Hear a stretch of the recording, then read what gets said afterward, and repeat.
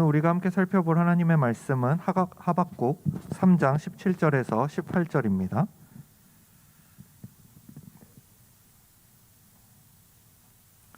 하박국은 구약입니다. 신약에서 찾으시는 분이 없기를 바라고 구약 마지막쯤에 있습니다. 하박국 3장 17절에서 18절의 말씀입니다.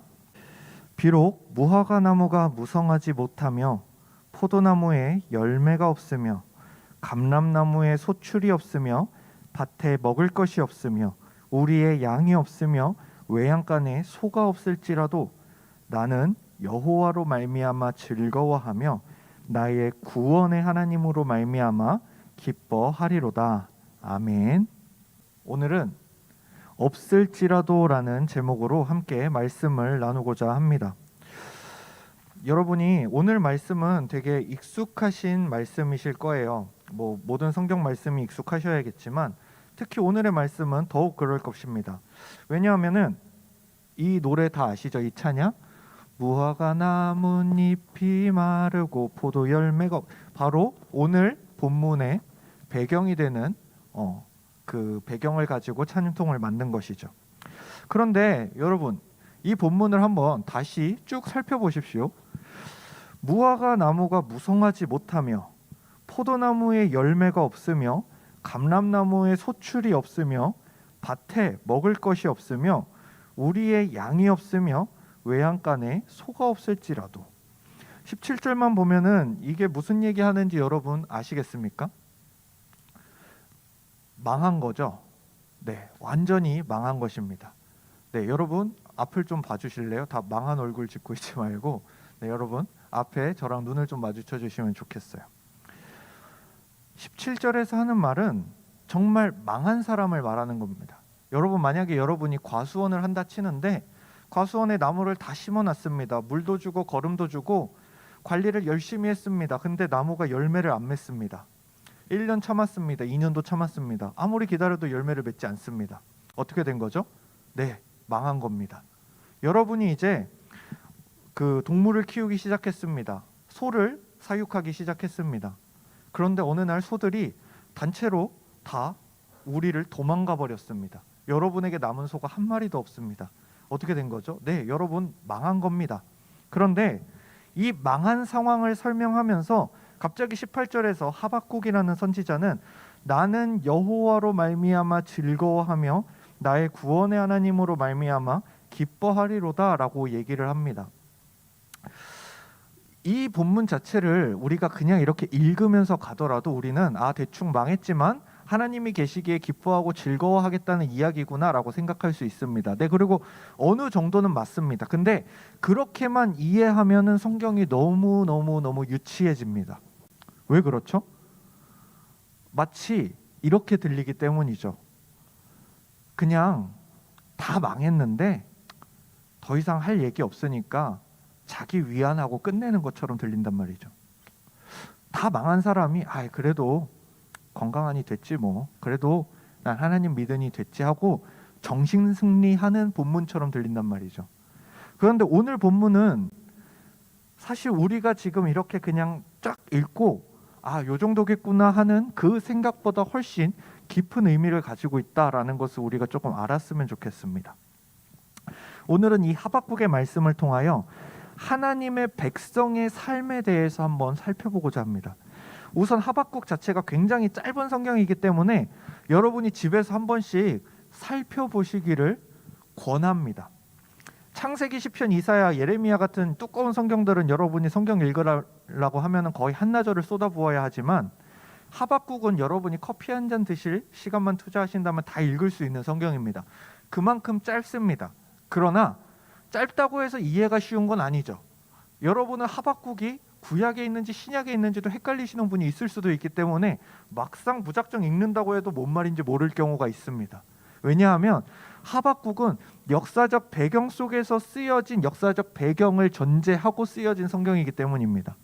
그렇기 때문에 이 역사적 배경을 이해하지 못하고 이걸 들으면 도대체 뭔 말인가 싶습니다. 우선 오늘의 본문은 하박국의 거의 마지막에 등장하는데 오늘의 말씀을 잘 이해하기 위해서는 하박국이 쓰여진 이 시대의 배경과 하나님과 하박국의 이 대화에 대한 이해를 먼저 해야 됩니다. 하박국 1장 1절을 보면 어떻게 시작하느냐? 선지자 하박국이 묵시로 받은 경고라. 경고로 시작하고 있습니다. 여러분, 성경이 경고로 시작하는 것은 굉장히 드문 일입니다. 시작부터 경고하고 있는 것이죠. 하박국은 남유다 요시야 왕이라는 왕이 있을 때 그때부터 시작해가지고 여호야김 왕 초기까지 활동했던 선지자입니다. 간단한 지식 드리자면은 이 요시야 왕은 남유다에 수많은 안 좋은 왕들이 있었지만 그럼에도 종교 개혁을 일으켰던, 굉장히 하나님의 율법을 따르고자 했던 선한 생각을 가지고 있던 왕 중에 하나였습니다. 그 왕의 말년부터 해가지고 그 왕의 아들인 여호야김, 그 왕 초기에 활동한 선지자였습니다. 근데 요시야 왕은 이후에 전쟁에서 죽어버리게 되고 여호아하스라는 요시야 왕의 아들이 왕이 됩니다. 그런데 이집트의 바로, 이집트의 왕이죠. 바로는 이집트의 바로 느고에게 이 여호아하스가 끌려갑니다. 요시야 왕의 아들이 끌려가는 거죠. 그리고 이집트의 바로였던 이 느고가 요시야에게 또 다른 아들이 있었는데 그 아들 엘리야김을 왕으로 삼습니다. 즉 몇 번째 아들을 끌고 가고 다른 아들을 왕으로 세운 것이죠. 그리고 이름을 바꾸어 버립니다. 이 엘리야김을 여호야김으로 바꾸어 버리고 왕으로 세운 것이죠. 이 당시 시대에 왕의 이름을 바꾼다? 다른 왕이 와가지고 너 이 나라의 왕해? 이러면서 대신 이름을 바꿔줄게 하는 것은 넌 이제 내 종이야 라는 뜻입니다. 그렇기 때문에 이집트, 우리가 흔히 애굽으로 알고 있는 그 이집트 바로가 이제 다시금 이 남유다 백성들을 향하여, 남유다의 왕을 향하여 너희는 이제 다시금 이 우리 이집트와 애굽의 종이 되었다를 선포한 것이죠. 이 여호야김의 이야기가 열왕기하 23장 후반부터 24장, 그리고 역대하 35장 후반부터 36장 초반에 등장합니다. 매우 짧기 때문에 여러분이 한번 기억하셨다가 읽어보시면 이 하박국에 대한 역사적 내용을 이해할 수 있습니다. 그런데 이제 그것들을 모두 살펴보기엔 시간이 조금 짧으니까 성경이 말하는 여호야김에 대해서 제가 아주 간단하고 명확하게 요약해 드릴 수 있는데, 요약하면 이것입니다. 여호와 보시기에 악을 행했다, 이 한마디로 정리할 수 있습니다. 즉 악한 왕이었다라고 성경은 딱 정리하고 끝내버립니다. 특히 이 시기에 이 남유다 나라는 이집트 바로였던 느고에게 나라가 수차례 침략을 받아가지고 더 이상 털릴 것도 없었어요. 애굽이 와가지고 뭐 좀 털 거 있나 와가지고 딱 봤는데 털 게 없는 정도의 수준, 나라가 거의 망하기 전의 수준이었습니다. 이 사실 하나만으로도 굉장히 심각한 문제였는데, 이게 무엇이냐? 우리가 잘 아는 성경의 창세기, 그 다음 뭐죠? 출애굽기. 네, 맞습니다. 이 출애굽기가 뭐죠? 이 애굽, 이집트로부터 하나님이 당신의 백성들을 끄집어내셔서 더 이상 너희는 이집트 애굽의 종이 아니라 나의 백성, 하나님의 백성이다 라고 구원한 사건을 담고 있는 게 바로 출애굽기입니다. 그런데 보십시오. 그렇게 종에서 자유인이 되었던, 애굽의 종에서, 이집트의 종에서 하나님의 자녀가 되었던 그들이 다시금 이집트에 굴복하게 된 사건이 이 하박국에 일어나고 있는 역사적 배경입니다. 그런데 이집트의 바로의 영향 아래 들어가서 나라의 국군이 다하고 이제 나라가 곧 망할 것 같은 위태로운 상황 속에서도 남유다 백성들은 하나님이 보시기에 더욱더 악한 일들을 행하기 시작했습니다. 남유다의 상황이 가장 잘 요약된 것이 1장 3절에서 4절에 하박국이 하나님께 부르짖는 외침에 있습니다. 제가 요 부분이 이제 우리 성경으로 읽으면 조금 어려워서 쉬운 성경 번역 버전을 가지고 왔습니다. 이렇게 말해요. 하나님, 어찌하여 나로 하여금 불의를 보게 하십니까? 어찌하여 악을 그대로 내버려 두십니까? 내 앞에서 파괴 행위와 폭력이 일어나고 다툼과 싸움이 이어지고 있습니다. 율법이 효력을 잃고 공의가 시행되지 않습니다. 악인이 의인을 애워싸고 있으므로 재판이 잘못 진행되고 있습니다. 무슨 얘기입니까? 남유다에서는 불의와 악이 판치고 약탈하고 폭력을 일삼고 다투고 싸우며 하나님의 그 법인 율법은 아무 힘이 없고 공의와 정의는 다 죽어서 전혀 시행되지 않고 악한 자들이 선한 자들을 다 뒤엎을 정도로 많기 때문에 공정해야 할 재판까지도 마구 이루어지고 있다라고 하박국이 지금 하나님께 부르짖고 있습니다. 하박국 초반에서요. 나라 꼴이 이게 뭡니까 하나님? 하나님의 백성이라고 하는 이 남유다 이스라엘 백성들이 지금 완전히 나라 꼴이 말이 아닙니다. 어디를 둘러보더라도 망할 징조만 보입니다. 어디를 보더라도 악함만 가득하고요. 어디를 보더라도 부패했습니다. 하나님 어떻게 해야 합니까? 즉 하나님의 백성인 하나님의 나라인 남유다에서 하나님을 찾을 수 없다라고 부르짖고 있습니다. 그렇게 얘기를 하고 2절을 자세히 보시면 1장 2절을 보시면 이런 상황에 내가 하나님께 그렇게 도움을 요청하고 기도했는데 왜 응답 안 하시고 가만히 계시냐고 하박국은 하나님께 소리치고 있는 것입니다. 그러자 여기가 중요합니다. 갑자기 하나님께서 그제서 대답을 하십니다. 그래? 그리고 나서 하시는 말씀이 야 그렇게 악하면 내가 가만히 있을 수 없지. 내가 저 갈대아 사람들 즉 바벨론 사람들을 통해서 너네 나라 남유다 완전히 심판할 거야. 다른 말로 해드릴게요. 완전히 짓밟아 놓을 거야. 완전히 없애버릴 거야 라고 말씀을 하십니다. 이 바빌로니아는 얼마나 강했냐면 그 당시에 그 아시아와 이쪽 유럽 사이에 있는 그 모든 아랍 지방을 다 먹었었고 심지어는 이 애굽의 이 강대한 군대도 이미 짓밟아 버린 상태였습니다. 즉 이집트를 다 깨부시고 이제 이쪽 지방의 가장 큰 가장 강한 나라로 섰던 나라였습니다. 그래서 그 지역의 최강자로 등장한 이 나라를 통해서 남유다를 완전히 박살내 주시겠다고 말씀하십니다. 내가 이제 남유다 심판해 줄게. 걱정하지 마라고 말씀하십니다. 여러분 이게 어떻게 보자면 이런 수준입니다. 그 지역의 최강자였기 때문에 남유다 같이 조그만 나라는 바벨론한테 전쟁의 대상도 아닙니다. 그냥 지나가다가 저거 뭐야 하고 털면은 이기는 그 정도의 나라입니다. 하나님의 백성임에도 불구하고 수많은 죄를 짓고 있는 남유다 이 이스라엘 백성을 이 강한 바벨론을 통해서 심판을 하시겠다라고 선포하신 것이죠. 그런데 갑자기 그렇게 이 악한데도 왜 이렇게 가만히 계십니까? 라고 외치던 이 하박국이 하나님께 다시 호소하기 시작해요. 요약하자면 이런 의미예요. 하나님 맞아요. 남유다 내가 있는 이 나라가 죄악이 가득한 것도 많고 하나님의 백성이어야 하는 이스라엘 백성이 하나님의 뜻을 떠나 온갖 죄를 짓고 폭력을 일삼아서 이 사회에 공의와 정의가 사라진 것이 맞아요. 그렇게 우리는 심판을 당해도 싸요. 근데 여기가 중요합니다. 근데 생각 한번 해보세요. 우리는 하나님의 율법을 가진 백성인데 왜 저런 이방 민족에게 심판을 당하게 하십니까? 아니 따지고 보면은 우리보다 더 악하고 더 죄 많이 짓고 더 잔인하고 더 쓰레기 같은 애들이 저 바벨론 애들인데 왜 아무리 우리가 악하다고 한들 우리보다 10배, 100배, 1000배는 악한 저 바벨론을 통하여 왜 우리를 심판하십니까? 한마디로 뭐죠? 기분이 나쁜 거죠.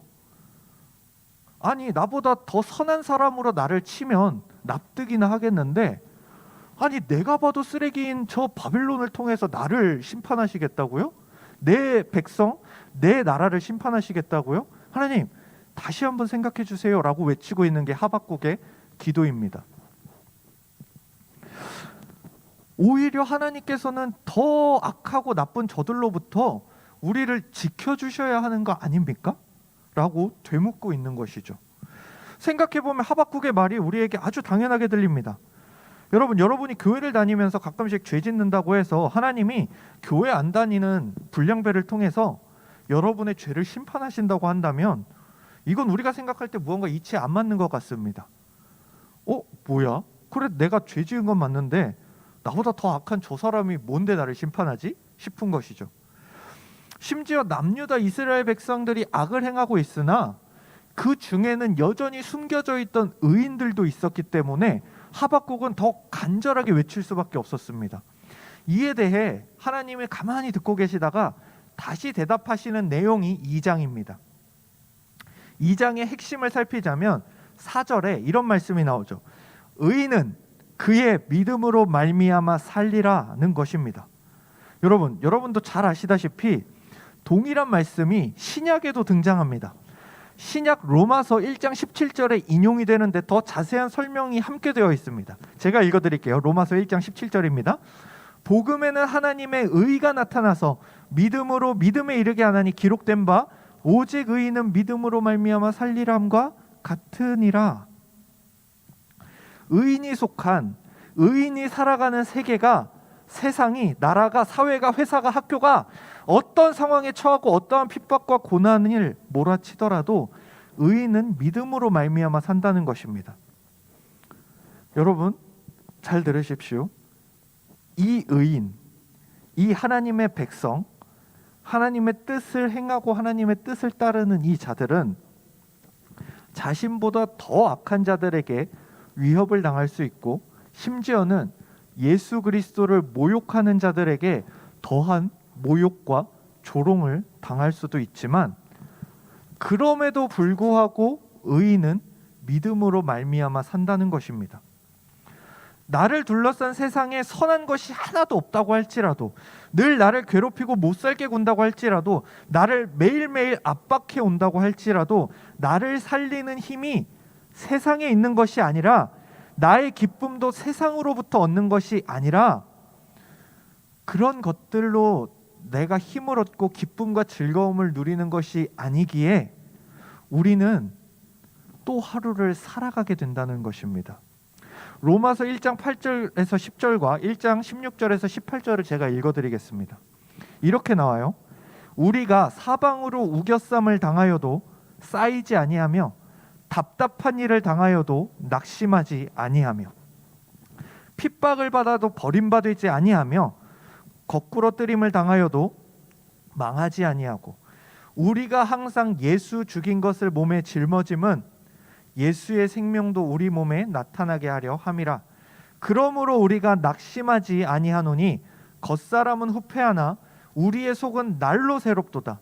우리의 잠시 받는 환난에 경한 것이 지극히 크고 영원한 영광에 중한 것을 우리에게 이루게 함이니 우리의 돌아보는 것은 보이는 것이 아니요 보이지 않는 것이니 보이는 것은 잠깐이요 보이지 않는 것은 영원함이라.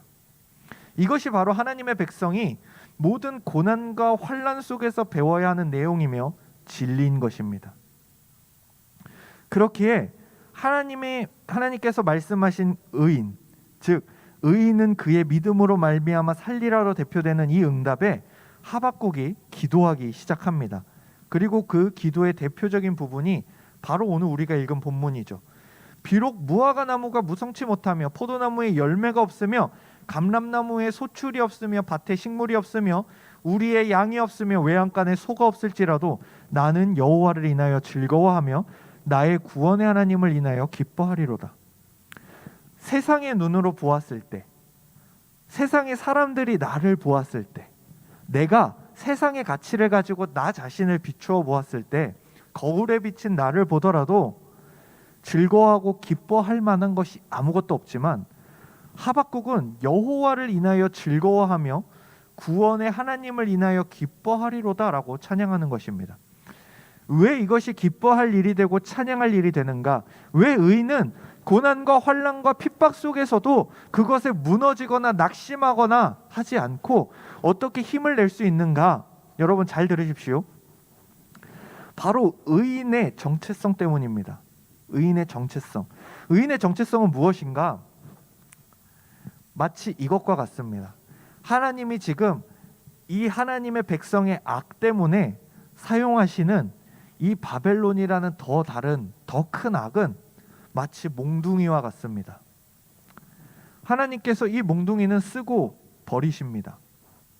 이 악함에 대해서는 좌시하지 않으시고 없애버리십니다. 그러나 하나님의 백성을 없애지는 않으십니다. 이걸 잘 이해하십시오. 저도 이제 부모님이 있습니다. 이제 아빠와 엄마가 있습니다. 그런데 아빠와 엄마가 제가 이제 무언가 잘못을 했을 때 저를 이제 혼낸다고, 훈육을 했다고 가정해 보십시오. 요새 뭐 믿기지 않는 일들이 많이 일어나서 그럴 수도 있지만 아무리 제가 잘못을 했다고 해서 저를 때려 죽이진 않습니다. 왜죠? 때리는 것의 목적은 나의 악함과 나의 죄악을 고치고 그것에서 돌아서게 하기 위함이지, 나를 완전히 파괴시키고 박살내서 이 세상에 없는 존재로 만들기 위함이 아니라는 것입니다. 하나님께 이스라엘 백성은 바로 그런 자녀였습니다. 자녀였기에 사랑으로 훈육하고 사랑으로 돌이키기를 바라셨습니다. 그러나 바빌론은 아닙니다. 애굽은 아닙니다. 세상으로 대표되는 그 두 나라들은 하나님이 쓰고 버리실 것입니다. 이것이 의인이 믿음으로 말미암아 산다는 것입니다. 무엇을 믿습니까? 내가 고난과 내가 겪기 힘든 상황 가운데 있더라도 하나님이 결코 나를 죽이시진 않는다는 것. 하나님이 결코 나를 버리시진 않는다는 것. 그것이 가장 잘 드러난 것이 어디입니까? 예수 그리스도의 십자가 사건입니다. 하나님은 우리 대신 누굴 죽이셨습니까? 하나님의 독생자 예수 그리스도를 죽이셨습니다. 누구를 살리시려고요? 우리를 살리시기 위해서요. 이것이 우리 믿는 자들의 힘이 되는 것입니다. 여러분, 하나님은 여러분의 악함 때문에도 있지만 여러분이 악하지 않을지라도 설령 아무 죄를 안 지었더라도 여러분이 어떤 위험한 상황과 어떤 핍박과 환난과 고난의 상황에 처하게 하실 수 있습니다. 그러나 한 가지 확신을 가지셔야 하는 건 그 고난이 여러분을 하나님으로부터 끊을 수 없다는 것입니다. 그것이 우리가 갖는 기쁨이요, 즐거움이요, 힘이 되는 것입니다. 그렇기에 19절 상반부에서 하박국은 이렇게 고백합니다. 주 여호와는 나의 힘이시라. 우리의 기쁨과 힘의 원천은 세상이 아닌, 세상의 환경과 상황이 아닌 우리 하나님이시라는 것을 고백합니다. 그렇다면 하나님이 나의 힘이시라는 것은 무슨 뜻일까요? 느헤미야 8장 10절 하반부가 이 관계를 잘 설명해 주고 있습니다. 오늘 담임 목사님 설교 본문 중에 한 구절이죠. 여호와로 인하여 기뻐하는 것이 너희의 힘이라 라고 느헤미야 8장 10절 하반부가 말하고 있습니다. 하나님으로 말미암아 기뻐하는 것이 의인에게 힘이 됩니다. 하나님으로 말미암아 기뻐하고 힘을 얻는 자들이 바로 하나님의 백성입니다. 하나님께서는 하나님이 아닌 세상으로부터 즐거움과 기쁨을 얻고 세상을 통하여 힘을 얻으려고 했던 하나님의 백성들에게 그것은 참된 즐거움과 기쁨이 아니고 그것은 참된 힘이 아님을 가르쳐주고 계십니다. 여러분, 만약에 이제 여러분이 결혼해서 자녀를 낳았다고 생각해 보십시오. 자녀랑 즐거운 시간을 보내고 있는데 자녀가 공원에 나가서 갑자기 다른 아저씨한테 아빠 이러고 가는 겁니다. 여러분이 아빠고 엄마인데 다른 아저씨한테 가서 아빠, 엄마 하는 겁니다. 여러분은 그러면 뭐라고 하시겠습니까? 어이구, 칭찬하시겠습니까? 잘한다. 그래도 말을 하는 게 어디야 이러면서 칭찬하실 겁니까? 아니요. 그 아빠, 엄마라고 했던 것에 대해서 그건 아니라고 가르쳐주는 게 정상입니다. 또 한 가지 예를 들겠습니다. 여러분이 정말 열렬하게 사랑하는 누군가가 생겼습니다. 아내가 생겼을 수도 있고 남편이 생겼을 수도 있습니다. 그런데 그 아내가 말합니다. 나 당신을 너무 사랑하지만 나 또 너무 사랑하는 사람이 하나 더 있어. 우리 셋이 같이 오순도순 살자. 가능합니까, 여러분? 전제부터가 잘못됐죠. 셋에서는 오순도순이라는 말이 나올 수 없습니다. 여러분, 근데 이스라엘 백성이 하나님께 행했던 일들이 마치 이와 같습니다. 자신의 아버지 되시는 하나님을 떠나서 이방신들과 세상과 우상을 아버지로 여겼고 자기의 유일한 남편 되시는 하나님을 떠나서 세상을 사랑하며 그와 간통을 저지릅니다. 그것을 끊임없이 말하는 게 구약의 선지서들입니다. 너희가 하나님을 떠났다. 너희가 너희의 남편 되신 하나님을 떠났다. 그런데 그 남편 되신 하나님께서 여러분을 너무 사랑하셔서, 우리를 너무 사랑하셔서 우리를 죽이실 수 없습니다. 다만 그 다른 악한 세상으로부터 여러분을 다시 데리고 오고자 하십니다. 왜? 하나님의 것이기 때문이죠.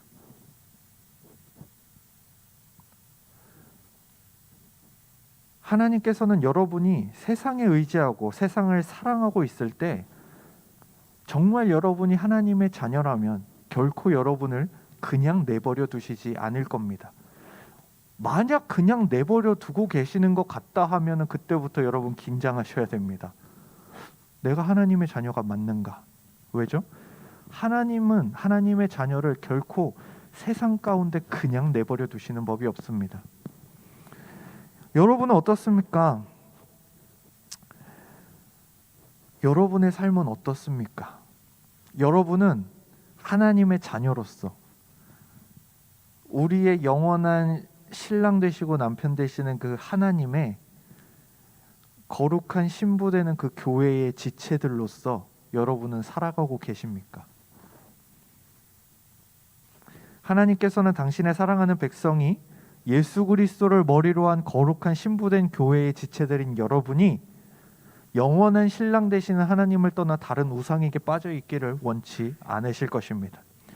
그렇기에 하나님은 적극적으로 당신의 백성을 돌이키실 것이며, 설령 그 가운데 휩쓸리는 의인들이 있다면 이미 그 거룩하신 하나님의 계획과 뜻을 바라보고 있었던 그 의인들은 믿음으로만 살아가는 것이 무엇인지 맛보았고 맛볼 것이기 때문에 넘어지지 않을 것입니다. 흔들리지 않을 것입니다. 우리 청년 일부의 모든 지체들도 하나님의 은혜 가운데 하나님을 즐거워하고 기뻐함으로 말미암아 새 힘을 얻으시길 소망합니다. 오늘 말씀의 제목처럼 없을지라도 무엇이 없을까요? 세상이 주는 만족과 유익과 평안과 부요가 없을지라도 그 자리를, 그것들이 없어져야 그 자리를 하나님께서 주시는 참된 만족과 유익과 평안과 부요가 채워갑니다. 헛된 것을 바라보지 아니하고 헛된 것을 소원하지 아니하며 참된 것을 바라볼 때에 우리는 하나님의 말씀을 통하여 그분을 즐거워하고 기뻐하며 새 힘을 얻게 될 것입니다. 오늘 부르신 찬양의 가사들을 기억하시길 바랍니다. 오늘 찬양의 가사는 무엇을 말합니까? 오늘 우리가 불렀던 먼저 그 나라와 의를 구하라. 그 나라와 그 의를. 하나님께서는 먼저 하나님을 구하길 원하고 계십니다. 그리고 하나님을 구하게 만들기 위해서 어떠한 방법이라도 우리에게 사용하실 것입니다. 그러나 그 폭풍과 같은 상황 속에서도 우리를 사방에서 우겨싸는 그 환난과 핍박이 있더라도 참된 의인들은 흔들리지 않을 것입니다. 하나님은 결코 우리를 포기하지 않는다는 사실을 알고 있기 때문입니다. 함께 기도하시겠습니다. 하나님 아버지, 은혜와 사랑을 감사드립니다. 우리가 이 시간 주께서 주신 하박국의 말씀을 통하여 참된 의인이 어떻게 살아가는 것인지에 대해 함께 배웠습니다. 또한 믿음으로 말미암아 살아간다는 것이 무엇인지에 대해 함께 생각해 보았습니다. 주여, 우리를 도와주시옵소서. 우리가 온전히 믿음으로 말미암아 살아가는 주님의 복되고 구별된 거룩한 백성이 될 수 있도록 도와주시옵소서. 이 시간 우리 들으신 말씀을 기억하시면서 혹시 여러분의 삶 가운데, 여러분의 마음 가운데, 우리의 생각 가운데 하나님보다도 세상의 것을 더 원하고 세상의 것을 더 추구하는 그런 마음이 있었다면 우리 그런 마음을 잠시 내려놓게 해달라고, 온전히 하나님으로만 말미암아 사는 것이 무엇인지, 하나님을 즐거워하는 것이 우리의 힘이 된다는 것이 무엇인지 깨닫는 우리 모두가 될 수 있게 해달라고 이 시간 함께 기도하겠습니다. 하나님 아버지, 은혜와 사랑을 감사드립니다. 우리 가운데 은혜를 베풀어 주시고 우리 가운데 역사하여 주사 우리가 온전히 주님의 은혜로 말미암아 살아가는 것이 무엇인지, 오직 의인은 믿음으로 말미암아 살리라 함이 무엇인지에 대해서 생각하고 그것에 따라 살아가는 우리 청년 일부가 될 수 있도록 주님 도우시고 역사하여 주시옵소서. 하나님 아버지, 우리는 너무나도 부족하고 연약합니다. 우리는 또한 넘어질 때가 많이 있습니다. 하나님 아버지, 우리는 세상의 것에 우리의 관심과 우리의 생각과 우리의 시선을 빼앗길 때가 너무나도 많이 있습니다. 우리는 그것이 좋아 보일 때도 있고 우리는 그것이 정말 더 거룩하고 더 영광스러운 것이라고 착각할 때도 많이 있습니다. 하나님 아버지, 우리를 용서하여 주시옵소서. 우리를 불쌍히 여겨 주시옵소서. 온전히 하나님 아버지만을 바라는 우리가 될 수 있도록 도와주시옵소서. 또한 우리가 그렇게 죄악 가운데, 우리가 우상 가운데, 우리가 세상 가운데 우리의 모든 시선을 빼앗긴 그때에도 주님께서 우리를 도우시고 우리를 붙잡아 주사 우리가 그것으로부터 벗어날 수 있도록 도와주시옵시며, 설령 그 상황이 우리를 휩쓸고 우리를 다치게 하는 폭풍과 같은 상황일지라도 우리가 주님만을 의지하며 나아가기를 소망하오니 주여 우리를 도와주시옵소서. 우리를 붙들어 주시옵소서. 하나님 아버지, 세상의 것이 없을지라도, 세상이 주는 만족이 없을지라도, 세상이 주는 그 풍요로움과 재물과 권력과 명예와 그것들이 없을지라도 나는 오직 여호와로 말미암아, 나의 구원의 하나님으로 말미암아 즐거워한다는 것이 무엇인지에 대한 참된 의미를 깨달을 수 있도록 도와주시옵소서. 하나님 아버지, 세상의 것을 나의 실수로 다 잃었기 때문에 하는 고백이 아니라 내가 잘못한 것이 없고 나는 그저 휩쓸리는 상황일지라도 하나님 아버지께서는 나를 포기하지 않으시고 나를 붙드시고 나를 지금도 사랑하고 계신다는 것을 믿고 의지함으로 말미암아 그 모든 환난의 시간 가운데 여호와가 계시기에 나는 즐거워하고 여호와가 계시기에 나는 기뻐하고 나의 구원의 하나님이 계시기에 그 말씀을 들을 수 있기에 이것이 나의 힘이 된다라고 고백하는 우리 모든 청년일부 지체들이 될 수 있도록 주여 도우시고 역사해 주시옵소서.